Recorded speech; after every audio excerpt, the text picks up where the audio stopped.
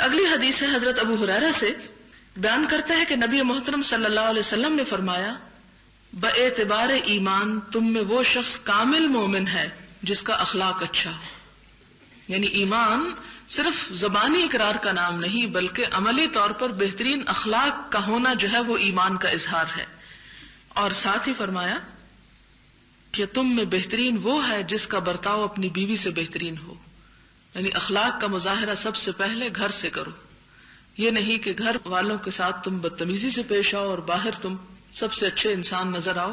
نہیں، سب سے بہترین وہ ہے جس کا سلوک یا جس کا اخلاق اپنی بیوی کے حق میں اچھا ہے.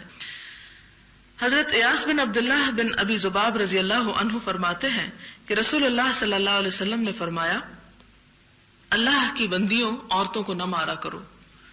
کچھ عرصہ گزرا تھا کہ حضرت عمر فاروق رضی اللہ تعالیٰ عنہ آپ کی خدمت میں آئے اور عرض کیا یا رسول اللہ صلی اللہ علیہ وسلم آپ کی رعایت کی وجہ سے کہ عورتوں کو نہ مارو، عورتیں اپنے شوہروں پر غالب آ گئی ہیں اور ان کی دلیری بہت بڑھ گئی ہے. یہ حالت معلوم ہونے کے بعد آپ صلی اللہ علیہ وسلم نے انہیں مارنے کی اجازت دے دی.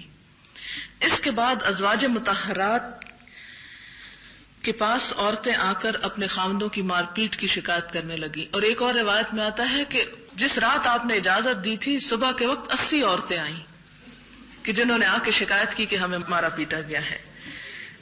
تب جناب رسول اللہ صلی اللہ علیہ وسلم نے ارشاد فرمایا کہ اہل بیت محمد صلی اللہ علیہ وسلم کے پاس بہت سی عورتیں اپنے شوہروں کی شکایات کرنے آئی ہیں، ایسے شوہر سن لیں کہ وہ بھلے اور بہتر نہیں ہیں. یعنی جو مارتے ہیں وہ اللہ کے رسول صلی اللہ علیہ وسلم کی نظر میں ناپسندیدہ مرد ہیں.